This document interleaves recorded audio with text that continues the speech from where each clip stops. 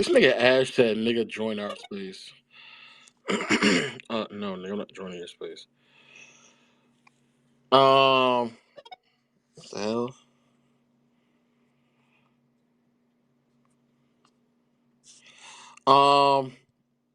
Man, this is actually pretty bad. Hold on, Ash. Let me see something. Not KB.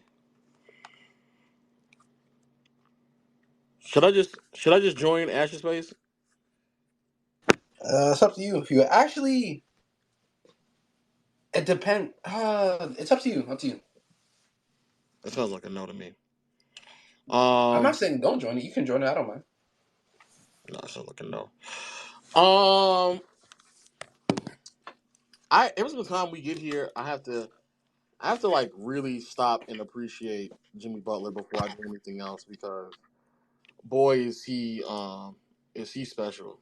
Like just I mean a special individual who takes off when need be, who shows up every time, who hold on, I have two Heat fans in here as well. Uh, Who are the two Heat fans? this nigga Jay and Pop Mercy. Um, Jimmy Butler is top two, and he's not two. I don't know what to tell niggas no more, bro. I truly don't. Niggas 3 and 4. Look, Shut your you know, mouth, nigga. I'm like that. In all honesty, like all just I have to like take the time out and like acknowledge what Jimmy Butler's doing right now, and like sincerely, like some of the most like impressive stuff I've seen in quite a while, especially coming from a player that we don't like unanimously view as a top 10 player, and certainly not unanimously viewed as a top 5 player. The level of playoff rising, tough shot making, execution down the stretch of games, making the proper reads.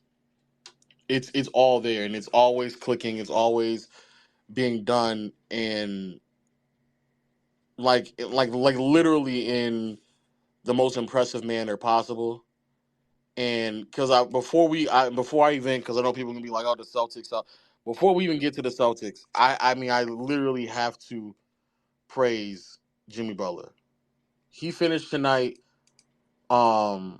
with 27, I believe. Yeah, 27 points, 6 assists, 8 rebounds, 3 steals, 2 blocks. I mean, filling up the stat sheet like no other. 48% from the field, three free throws. But down the stretch of the game, once him and Grant Williams kind of like went back at each other, and if you were in a stream with me on playback, you all know I was saying like, yeah, that's the wrong one to talk to. Like he's not you're not just running up talking to Jimmy Butler. And then the Miami Heat proceeded to go on a 20-9 run, shut down everything that they were doing. The defense that I'm seeing from Bam and Jimmy is exquisite. While then Jimmy goes on the other side of the floor and is just executing play after play after play. I think all in all, it's a really great effort from a team perspective because Gabe Vincent knocked down a shot on Tatum huge down the stretch. Caleb Martin had a huge game as well. And that's actually another thing because I was on Player's Choice earlier today, and we always talk about the others. Like we make it seem like it's just Jimmy, and it's not just Jimmy. It's not just Bam. These other players from Vincent, Martin, Lowry. I mean, every night it's somebody's knocking down shots, coming up big, and of course Eric Spoelstra. Time and time out again, he is displaying why he is the best coach in the NBA, and if not the best, top 3. Why he is head and shoulders above so many other coaches in the NBA. Continues to show us what he does. The spacing was impeccable. The execution was great. And you know what? The one thing I've noticed is how well coached they are. When you go watch another team down a stretch of a close game, hell, even down a game in which you're down late in the game. The Heat were down in that fourth quarter. The way that they compose themselves, the way they go down the game, they execute every single time. Every possession is meaningful. Every possession has a purpose. Every possession feels as if like they're going to get a quality look out of it. Every possession feels that way. There's never a moment where I feel like, not let me not say never, but very rarely do I feel like Miami is wasting possessions at the end of a game. That is the definition of a well coached team. And it's time and time out again. The way that Bam and Jimmy move defensively, the amount of ground that they're covering, the way that they're just handling everything that is going inside that paint, anything around the lane is spectacular. The zone that they're playing, the communication, the rotation, again, all signs of a well coached team. Everything is purposeful, meaningful, executed to a T. I mean, I can't. It's great basketball to watch. No possessions being wasted, and before we get into this Tatum thing, I have to take the time out and really, really, really acknowledge that. So as I say that, we're gonna have to have a conversation with these boys in Boston. Those two, Tatum and Brown, Let's talk about Let's those talk it. about two. it. Nigga, let us sweep No, them. that You shit was won't ever crazy. stop hearing me talk about this Let's again. talk I about want to. it. I told many people this postseason run, we get into the bottom of things. Paul KB, mute up. My We'll be bad. back on. I told many people this postseason run, we get into the bottom of things, right? And albeit Jason Tatum and Jaylen Brown are still a young duo. I do not want to take that away from them. That is a young team, or a young duo at least. I don't want to take that away from them, but let's be clear on how we got here. Let's be 100% clear. This is a team that fleeced the Brooklyn Nets of a bunch of draft capital. Out of all the draft capital that they got, ended up with two star caliber players, Jaylen Brown, Jason Tatum.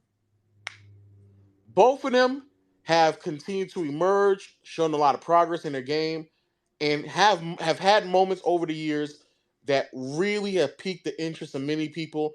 So much so that I think 90% of the basketball community would say that Jason Tatum is a top 10 player in this association. And Jaylen Brown, especially when postseason comes along, he is somewhere between 15th to 20th, right? I think that's what people would comfortably kind of put these two. If you're really not that high on Jaylen Brown because of his lack of passing and playmaking, and then defensively this postseason run, he's been definitely piss poor. You can definitely um you can definitely what you call it a little bit after that. But I say all that to say you can definitely have him lower than 20, but still in that same ballpark. I say all that to say this. This is a team that has slowly been improving over the years. Getting to the conference finals, I think 3 out of 4 or 4 out of the last 5 seasons. And the only year where they have not gotten to the conference finals was in 2021 when Jaylen Brown was hurt and they got knocked out in the first round. That's the only year. Every year making it every single time. And last year they broke through, went to the finals, made a finals appearance. And in there, and this is not me trying to bash Tatum or Brown or anybody, but first time there, a lot of bumps and bruises, learning curve. You went up against a more veteran team, even though your team may have been more talented, a more veteran, well experienced team. They knew what it took to win. And so along the way, we learned a lot of things, right? A couple of those things were glaring issues from both Jaylen Brown and Jason Tatum. One of which was being adding up or being proper passers and playmakers. And so, what the Boston Celtics decided to do was go out there and add even more talent to the roster in Malcolm Brogdon. While quiet is kept, Marcus Smart has improved his offensive game as well. If we're being honest with ourselves, that Boston team is the most talented team that is in the playoffs right now. From top to bottom, theoretically speaking, that is the most talented team in the playoffs right now. If Jaylen Brown and Jason Tatum cannot win and go back to the finals and really win a championship this year, but if at bare minimum cannot duplicate the same amount of success that we saw out of them last season, while being on the most talented roster, that speaks volumes to the type of players that they are. As I continue to watch these playoffs, there's one thing that always comes to mind. And people gonna be like, "Oh, you riding too hard," but I'm gonna just say it. At times, you almost take for granted like what LeBron used to do at his peak, what Kobe used to do at his peak, what Duncan used to do at his peak in his prime, and even watching like now, like what other players are doing, such as when Anthony Davis is playing really well, Jokic out there as well, et cetera, et cetera. I say that to say what it takes to be a top 5, top 7 player in this association versus what it takes to be a top 10 player or even top like 12 player in the playoffs, that gap becomes significantly more wider. Significantly wider. And it becomes so glaring when you watch players struggle to get shots and good looks, not only for themselves, but for their teams in playoff moments. Tatum and Jaylen Brown going into this fourth quarter, struggling to find quality looks should not be a thing. That should not be at all. Not on a team that talented. And yet here we are yet again, settling for long twos, settling for threes. I mean, hugging the three-point line. Hugging it. No mismatch hunting, nothing. Joe Mazzulla out there, knowing that Bam is just roaming around, barely defending Grant Williams and Rob Williams. He's just roaming around, not playing smaller lineups, not being able to rotate properly. I mean, just missing assignments left and right. But for Tatum and Brown not to be able to get the looks that they need down the stretch of these games is daunting. Now, I do want to give a huge praise to Tatum. I felt like down the stretch, he was playmaking accordingly. He was making the right reads. He's making really good passes, and his teammates just have to knock some of those shots down. But it's been an ongoing theme throughout his postseason run, and even last season. It's almost very rare that we see both Jaylen Brown and Jason Tatum have great games with one another. That almost never happens, and it can't be that complicated. But the thing that I wanted to figure out today, I mean this year, and I thought was going to quote unquote expose, if A, can Jason Tatum take that next leap into that top 7 echelon players? And is it true that Jason Tatum and Jaylen Brown can properly complement one another? Because be very mindful that the Boston Celtics, they have punted away on a lot of opportunities, a lot of young players, a lot of superstars. Tatum was on the table for Anthony Davis. They said no. Jaylen Brown was on the table for Kevin Durant. Allegedly, they said no. Opportunities presented themselves over the years to get better players, and they said no to it. So at some point, these players have to start. They have to start emerging. And so this is just the stats that I'm seeing. Shout out to TNT. Fourth quarter, Jason Tatum, 6 points game one, 5 points in game two. However, from the field, Jason Tatum did not take a single shot, couldn't get a single shot off in game one in the fourth quarter, had 3 turnovers. Tonight in the fourth quarter, 0 for 3, all of which were from behind the arc. He did get to the free throw line 5 times, which was great. However, still turned the ball over 2 times. To be fair to Tatum, I think those graphics don't really do him any justice because he is still attacking the basket, and so he's still being aggressive. But when they need shots out of Tatum and when they need shots out of Jaylen Brown, they just can't get it. They cannot get quality looks. They can't. Um, Great execution though from Miami. I can't get enough of what that team does night in night out. Great, well coached team. Great star caliber playoff and Jimmy Butler who performs at superstar heights when the playoff gets going. Great defensive effort on the other side of the floor from him also. Bam Adebayo looks amazing defensively, covering ground, looks fluid when he is moving around defensively. And the others show up every single night. This is a team that was a bottom 3-point shooting team in the regular season. We are now in the playoffs, and they're shooting like 38, 40% night to night, every night. Every night they're shooting that way. Excuse me. Um, and man, Missoula, there's a lot of things. I'm just not sold. And for those who also saw me on Players Choice earlier today, um, the things that happen are the things that that's the reason why I'm just not sold on Boston. Everything that I thought was going to happen, unfortunately, ended up happening. Like literally everything. And what's even worse is that again, I keep asking people if you're going to win, why are you going to win? And of course, instead of actually talking basketball, it's cliche, it's narrative. Oh, normally people they don't, the team they just don't care because you split. You got one on the road. You did what you're supposed to do. You go home now. Da da da da da. And I'll talk basketball with them. And I'll tell them, hey, I don't think they're going to win even game two because they go out there, they go run those basically four guard lineups with Bam Adebayo at the five, and Bam gets to roam around because he's defending Rob Williams and Grant Williams, and so they're cutting off the lane, and so now you don't even have to be that big at all to defend them on the perimeter because they're just settling for threes, while on the other side they're knocking down their threes. So why exactly is Boston supposed to win? They have the size, but they don't utilize it. They settle for jump shots. I'm asking. And people always just say things that never actually occur. Never actually occur.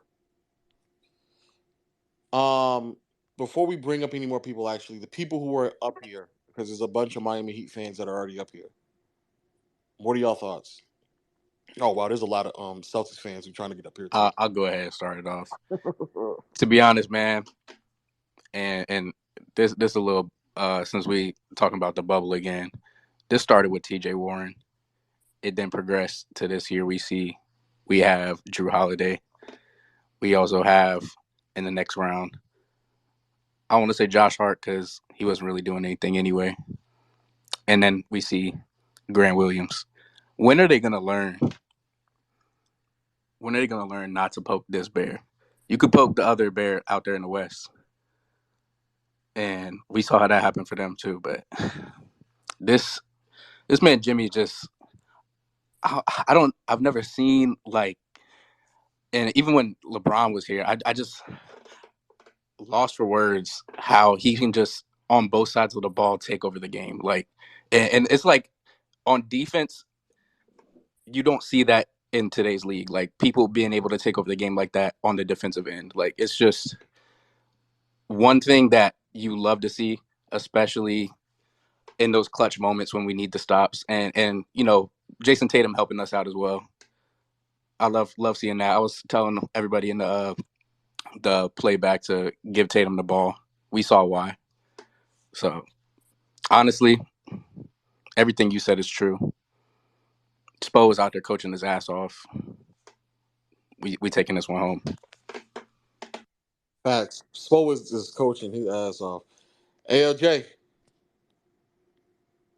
you there, Jay? I guess not. Uh, Jimmy, the dude, what's his name? Order of Yes, Cash. yes. Yeah. Watched the game. Amazing game by the Celtics. The first half they almost had us. I don't know why the fuck we keep putting in Cody Zeller. We need to put in Kevin Love. We have other people, but it's all good. In the third quarter, I was on my phone chilling. Then I saw the fourth quarter, and then I see Grant Williams talking shit to Jimmy Butler, and we were down. And I was like very curious. And next thing you know, I see we up, and he isolated his ass twice, and he got cut to the bench. So don't poke the goddamn bear. Heat in four, fuck a five. It's four. We're going home. We're winning both of these games. Thank you so much. First of all, yeah, you got something to say? He probably. First of all, wait, tween. Yo, Yeah, go ahead, go. let me say something real quick. Boston did not make a field goal since the 352 mark. Like this is we just seen like a historical moment in game twos where the road team loses, where the home team loses game one, they always win game two. I think it's like a 17-point differential in game twos. Like, bro, they really lost two games at their crib. Like, this is really a historical moment. There was a 17 game win streak where the road team loses game two. They just won both games, bro. Like Jalen Brown, like his handle is cooked, bro. He was getting so much strips. I don't know. I don't know where Boston goes from here, to be honest. Like, I don't. There's really no coming back. Tatum really lost that ball twice, but Yeah, I ain't I gonna think say he has nothing too. five I ain't gonna say it too turnovers. loud. I think he has five turnovers in the fourth, and Yeah, most of them is unforced. The travels, like, bro, game one he traveled three times in a row. Like, yeah. these are clutch, like 5 point differential, 5 point game. These are clutch moments. They're just selling. Like, they're a better team. They got the best roster in the league. Bro, Boston. Then you got to give Jalen Brown that extension, $300 million, Even though because even he made an when All NBA team. yeah, And then with the new CBA where it restricts you from getting other buyout guys, like who's coming to Boston? Malcolm Brogdon came there for a year deal. Like they might be finished, bro. They didn't capitalize off this chip. They could have easily won this chip. he's very easy. I mean, I felt like they were the most talented. It's pretty sad. Yo, Jay, you there yet or no? Still no, Jay. KB the Jedi. YLD. No. Oh yeah, so I just feel like Jason Tatum did not take initiative the whole game, while Jimmy Butler kept grabbing the rack every time. Also, want to know why Kyle Lowry he underperformed this game, but he still did his thing. So I just want to know what you thought, Lo. Kyle, I think the one thing I do like about Kyle Lowry is that he's always putting pressure on the rim or putting pressure on the defense in a general sense by just having like another ball handler initiator. One thing I've noticed about Boston's defense is that if you have enough competent ball handlers, eventually, especially when they start scrambling around, because they tend to overhelp, but eventually the defense will just start to collapse. And so they'll have like two or three players of having the ability to just kind of like penetrate, kick out, another penetrate, and now I'm kicking out to a wide open three. And because like you have three other competent 3 point shooters out there, like you're normally kicking out to somebody who has the ability to knock down a three at this point 38% of the time, 38 to 40% of the time. So it's even though Kyle Lowry doesn't really do his thing in terms of all the time in terms of what he shows in the box score, I think one thing that he does really well is just adds another ball handler on there so the offense can always keep the defense shifting a lot because it just feels like almost every single possession, especially down the stretch in the games, bro, Boston is like it feels like they're always trying to play catch up defensively, where they're trying to figure out where they're supposed to rotate to, how they're going to close out. And what's crazy is I'm so surprised that Missoula at some point doesn't try a zone because it's not like he doesn't have his teammates or players out there who don't have the length. If he plays a zone, everyone doesn't have to shift that much, and more than likely you're basically running right into Al Horford or Rob Williams at the rim, and then you can also still recover accordingly because you're not playing man on man. But I have noticed that, and like I said earlier, players like Jimmy Butler, even Marcus Smart at times, like they're not Jimmy Butler, excuse me, Jalen Brown and Marcus Smart. There's times where like people are just driving right by them, and it's actually really concerning. But I think that's the impact of having those type of players out there. Jay, are you still not there, bro? Can I say something? Yeah, go ahead, go. You got it. Yo, Lo. This is the second game we watched from that I've seen this consistent pattern where it's like I just don't understand if it's like a player thing or it's like a Joe Mazzulla and his like how he runs the offense or how he wants it to be run. But it's just I can't find a logical explanation. Maybe my basketball, like my knowledge of basketball isn't up there, but it's like I can't fathom your two best players not getting, like last game, not getting a shot attempt in the fourth, or not being the ball dominant or the first option, especially in the fourth quarter. Like it's something that like I can't explain.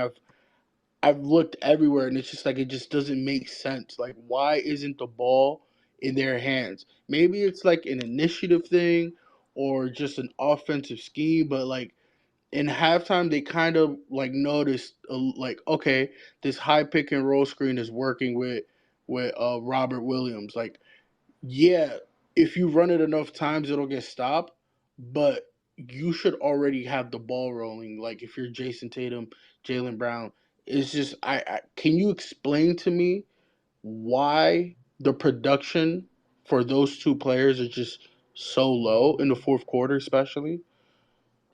Well, the Heat are getting away with his own, and so what's happening is that because they're getting away with his zone, Bam is able to just stay at in the paint and kind of roam around a lot more in his zone because the other player and Pop I feel like Pop Murphy got it. But let me explain real quick. So they're getting away with his zone for the most part.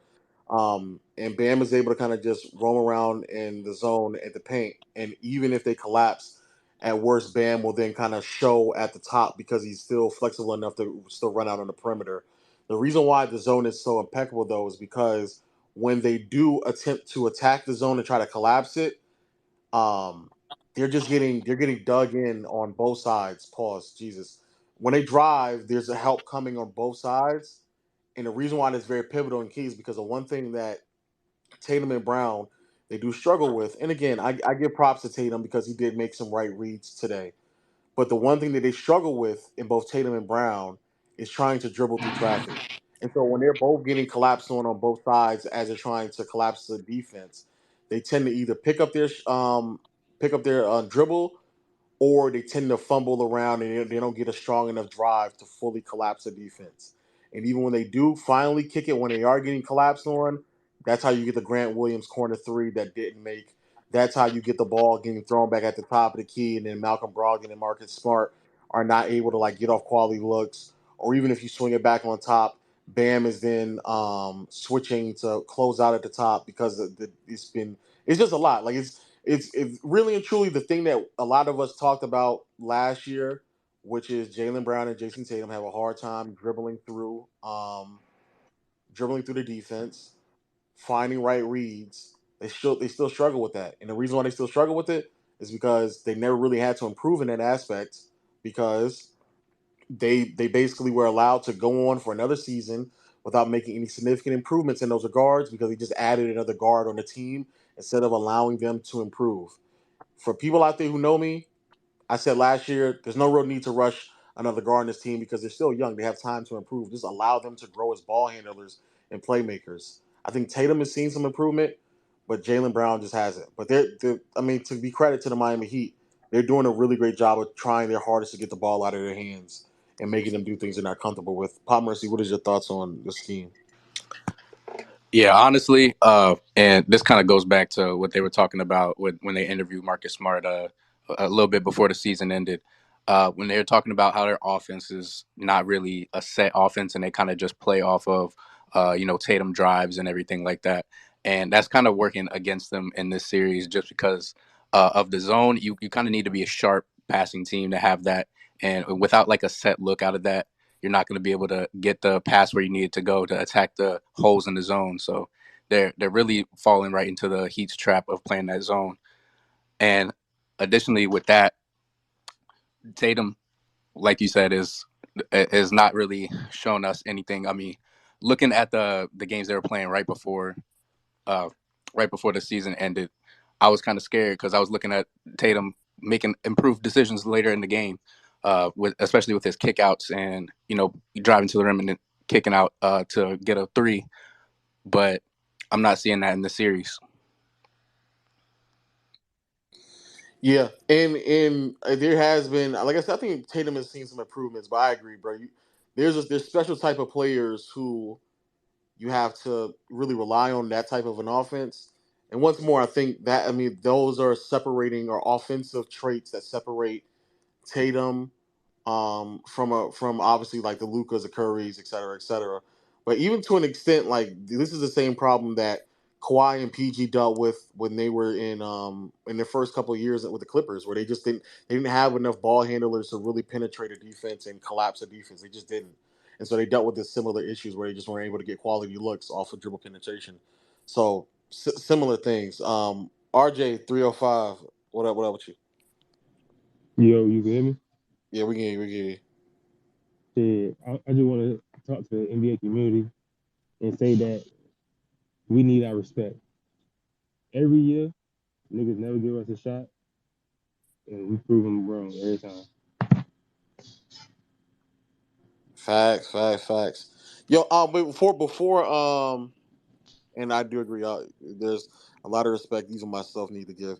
Yo, just FYI, I know there's like 19 to 2,000 people in here. I know for a fact the requests are broken. I only see like 2 people requesting right now. That's tough. So, my bad. Like that's why I can't even request bring that many people up. I literally only see 2 more people requesting after the people I have up here. So I'm gonna add those 2 other people, but I don't really see nobody else. Matthew Figs, What's up, Will? what up, bro? How you good? You good? You good? I just got to bring up the conversation about Joe Mazzulla and how he's more of a product of the lineup than he is actually a good coach. This guy walked in to the most complete roster in the league, and he has somehow turned it in to one of the biggest disasters in the playoffs. I just don't understand some of the substitutions. We go on these massive runs, and we'll take out Rob Will, put in Grant Williams, allow Jimmy Butler to go ISO in certain positions for 4-minute strands. It's just painful to watch. It's really tough. And to see that, like, even the announcers, like, general fans can see that, like, Jimmy's just going to ISO Grant Williams for 3 straight minutes, and the head coach just allows it to happen. It's just so painful. It's awful. It's real painful. I'm sorry to say, but this series is over. I can maybe see us snagging one in Miami, but we're cooked. This is a wrap. Nah, a nigga saying we might snag one in Miami. It's crazy. No way. No way a nigga said we might snag one in Miami. Before I go to the next hand, I saw RJ's hands first. I'm gonna go to Chris after that. RJ, what you guys rebuttal with that? Oh yeah, I had forgot to say he had brought it up. I love when they coach on never send no double teams. Let Jimmy up Bam cook. Take everybody 1-on-1. Al Horford too slow to stay in front of Bam when Bam act right. Most of the time, Bam get on my nerves and lose the ball. But when he act right, Al Horford can't stay in front of him. That's it. All right, facts. Yo, Chris Reckless, what you got? Was good, low, big fan. Just want to say that real quick. I told KB Omar because I was in the space earlier with them. King was in there too. I told him, "Hey, Miami going to chip." I've been saying that since the Bucks series out there. Like this is the team that we're on. I understand it was a really big jump up in all the stats across the board, especially with the 3-point shooting in regards to the role players coming up, the way that Kevin Martin's been playing. But even just Kevin Love, like his 16 minutes a game because he's not playing consistent minutes like that because unfortunately they're hunting him defensively. He just can't keep up. But I mean, it is what it is. But in regards to this team, like as you've been saying, everybody else has been saying, like we got one guy going every single night, Kyle Lowry. I honestly really wanted to get him traded, but the fact that he was on this team due to whatever reason, and his injury actually being a legitimate case as to why he was playing so poorly, him running the second unit, I think was one of the biggest turnarounds for the entirety of our season. And we actually can look at the stats of the second half and how Kyle Lowry leading the second unit, actually being full off his injury and the whole disaster we had with potentially trading him really changed the dynamic of how this team ran because before the second unit was atrocious and we were having problems with just about everything we tried to do with that when Bam and Jimmy were off the floor. In regards to the rest of this postseason run, I don't see Boston. I think Boston could take one game, but that's just due to the fact I'm just giving them the benefit of the doubt for having Jalen and Brown. But otherwise, even if we face the Nuggets or the Lakers I feel we have a little bit more problem with just because of AD. But I'm kind of I actually have a bet on the Lakers to win the series, but I think they're going to lose it. Unfortunately, the way they've been playing, and then I guess the Nuggets, I think our zone defense, and along with everything we've been doing against Boston, I think it still holds up against them, and I just don't trust the Nuggets to really just beat us. I honestly didn't think they make this far. Interesting. I'm not gonna speak on that right there. Um, Let me go to bot from Pete. All right. First of all, I just wanted to say, shout out Grant Williams, blessed up real quick. And if Miami does end up winning the whole thing, where would this rank among greatest championship runs? Um, Eighth seed winning the championship, it would be easily the most improbable, like by far. I definitely would never expected an eighth seeded team to win. I think the farthest that a team has gone has been the sixth seeded Houston Rockets team, '95 with when they added Clyde Drexler. So that right there would be immaculate. I think the reason why I don't want to say it's too high has a lot to just do with like it doesn't really feel like on a night to night basis it definitely feels like somebody's coming alive, but it's so team oriented that it's really hard to gauge. But the level of impressiveness that I would have like on a scale of impressiveness, it's easily one of the most impressive runs I've ever seen in my life. And just off of the simple fact that it really and truly I think it's only like two series so far that people were underdogs. It's not like every single series they were underdog because I do believe for the most part they were supposed to beat the Knicks. But I mean, on a scale of 1 to 10, it's like a 10 on the impressive scale. I had to sit down and really grasp. But obviously, like 2011 Mavs come to my mind. Um, how even what the Heat did in the bubble was also kind of comes to my mind as well, even though they didn't win. But I mean, it's in terms of impressiveness. I don't know. It might actually be because most of the time we go into the playoffs knowing like who the top 3 to 4 teams, and I don't think anybody thought that the Heat could win a championship. So if they do it, that's pretty crazy. That's pretty Hey, crazy. hey, I'm low. Yeah. Talk about 2011 Mavericks. Your own boy LeBron helped them win that. I Mm. ain't gonna talk on that too much.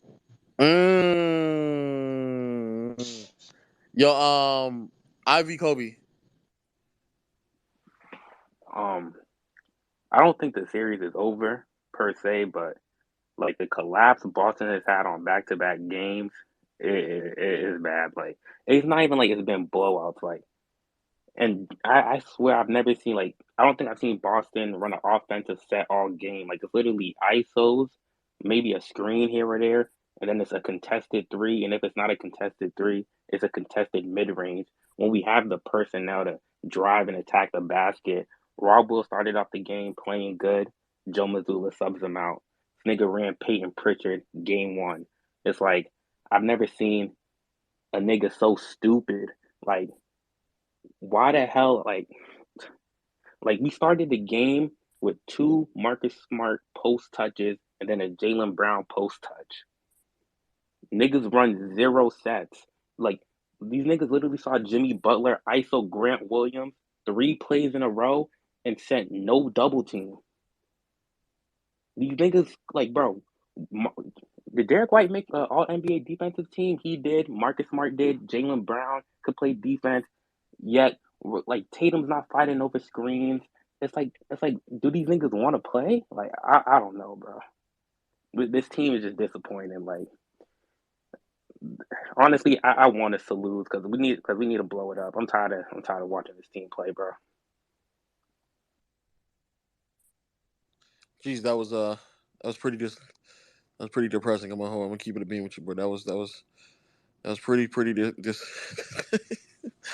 boy. Wait, Jay, are you here now? Nigga, damn. Nigga, do I have to say your whole name? Jay's a king. I saw you with the emoji. I don't know why you're not responding. Chris Reckless. Wait, before you go, actually, just again, FYI, I'm pretty sure there's a bunch of people. All right, like L Dog just said, bring me up. I don't see you. I don't see you. Like people are DMing me to tell them to bring them up. I don't see y'all, bro.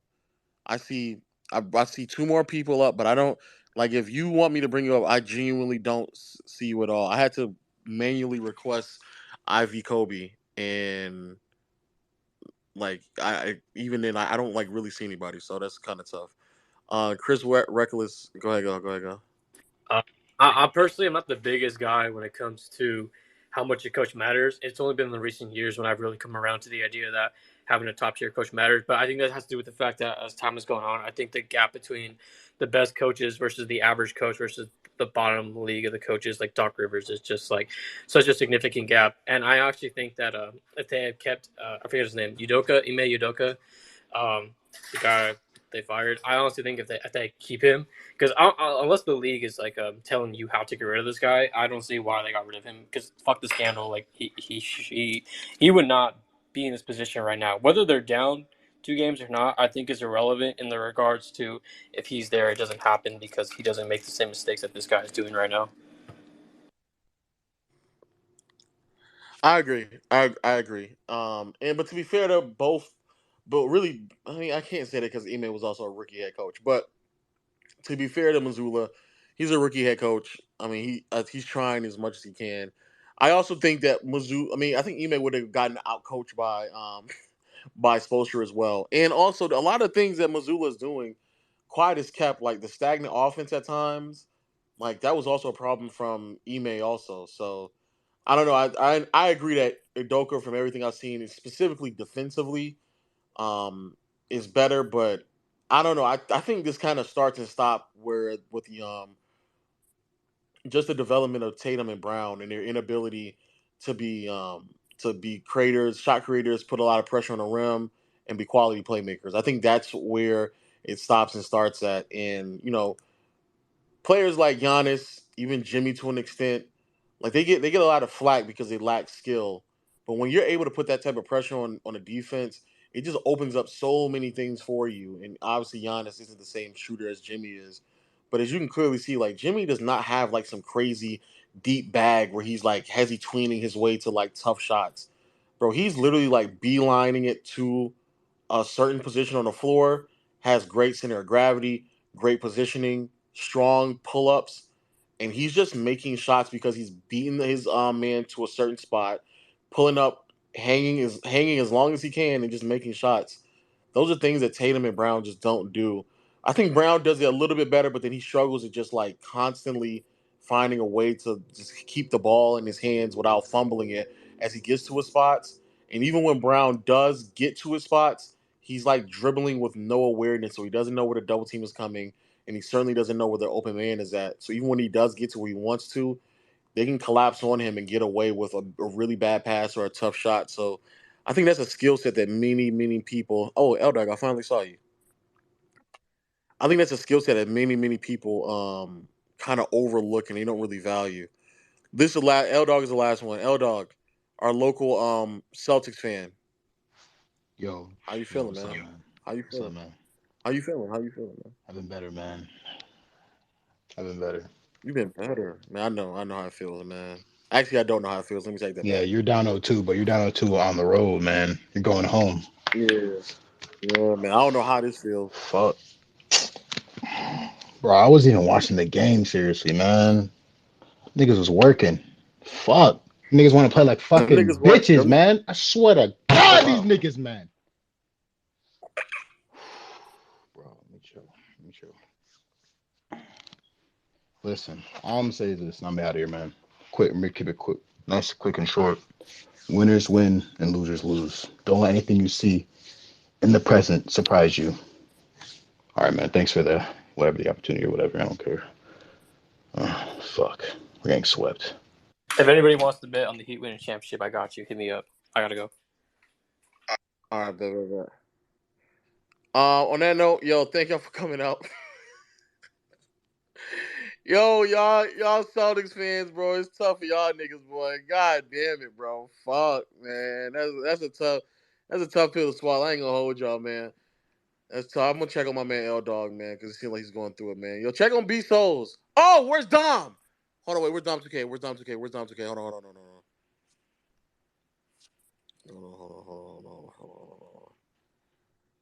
Where's Dom 2K? Where's Dom 2K? That Grant Williams stat was a crazy stat for them to put on the thing. Oh, he said good night 8 minutes ago. Fuck, bro. Damn.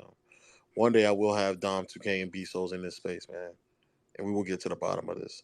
But yo, thank y'all for coming out as always. Thanks for the support. I'll see y'all next Twitter Spaces. Peace, peace, peace.